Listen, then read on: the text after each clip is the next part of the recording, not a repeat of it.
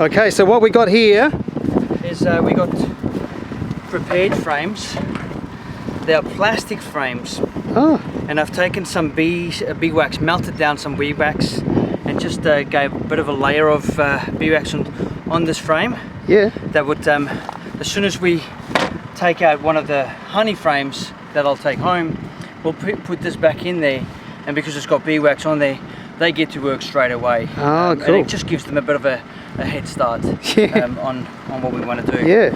So what I'm doing is empty some space here because we want to put the honey frames in there. So what we've got is we've got two boxes. The bottom box is a brooding box. That's where the queen will lay eggs and they make little larvae. Yep. And where they grow the colony. And there's a queen excluder. You can see that middle frame. Yeah. A queen excluder, so the queen can't go up into the top box. And we've got a whole lot of frames there, so they only produce honey in the top box. Oh, so good. We only remove the frames from the top box for at the harvest time. Yeah, right. Hello, I'm in a bee suit. How are you today?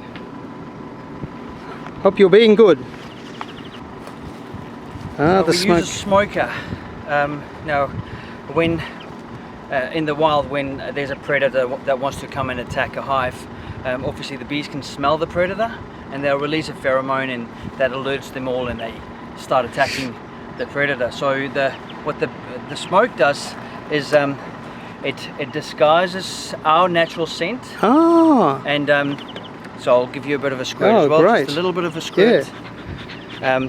And also what it does is it fools the bees to thinking there's a bushfire. So what they'll now do is they'll go to their honey supply and they'll gorge themselves onto some of the open nectar or honey supplies that they've got. And if you think about maybe a Sunday lunch or a Christmas dinner, just when you're completely full, you're lazy, you're not up to attacking something.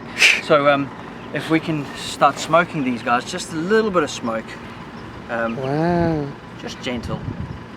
And they've got a ventilation here, so we're going to pump some smoke into the ventilation as well. Oh, good. So that's all that's needed for this moment. They'll now start thinking that there's a bushfire, so it relaxes them down, but also takes the focus away from what we're going to be doing. Got a hive tool. Oh, looks great. like that. Yeah. Now this hive tool has got a bit of a wedge over there.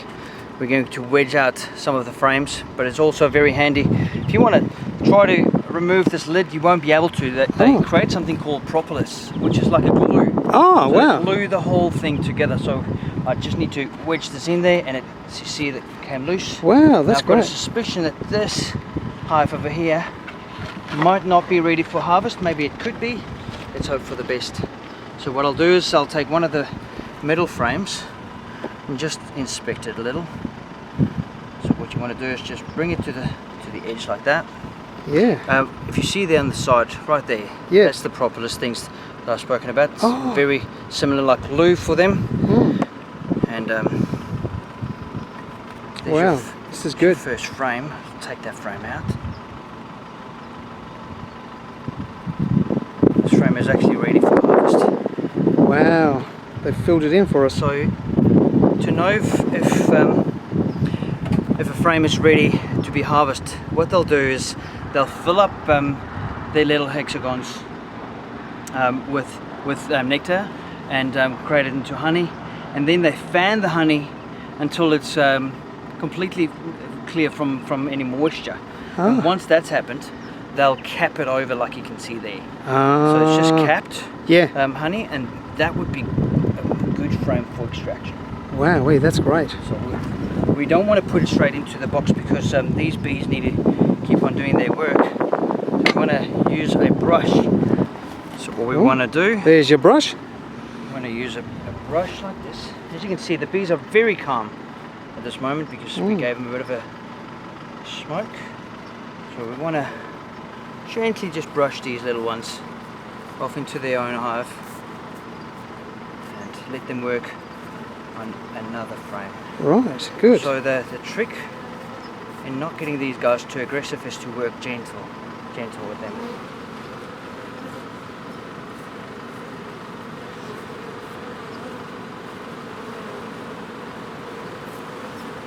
Probably going to end up having a fair amount of bees in the box. I'll show you in a minute what I mean. Ooh. So if there's too many bees on this, you shake them off like that, they might get aggressive. So I'm going to try to not do that too much. Don't try this at home without the proper equipment. Yeah. And the suit. The suit is very important. Bruce's Planet!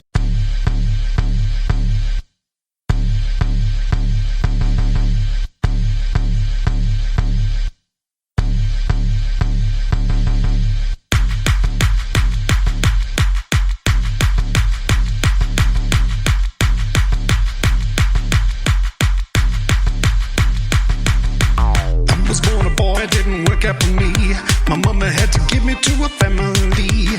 I was adopted and my future changed. I got a better life cause it would normally rain here. When I was a boy, when I was growing up, I lived outside of town, life is always enough. I had great parents, they treated me right through the day and into the night.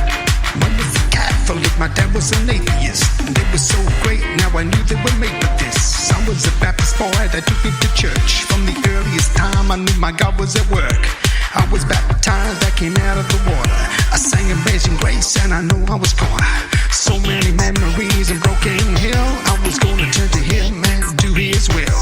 Right through my life I always trusted in You.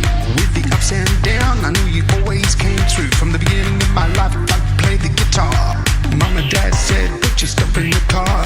Had to play at parties, weddings, anything. I played for telephones and the TV and everything. I went to school and I made a few friends. But You were the greatest friend right to the very end. You were the music in my life from the start. From Howard Jones to Amy Grant. You were my rock, my tower of strength. I was listening to You and You saved me in my happy days. In my life I dedicated to You. Although I wasn't sure what I was gonna do, I said that I'm free. I'm the Doctor Who. I was listening to You and You saved me in my happy days. I rode around the countryside playing the countdown. I knew that You were there. You had already been found. While the other people, they were looking quite dazed. I was listening to You and You saved me in my happy days. And You saved me in my happy days.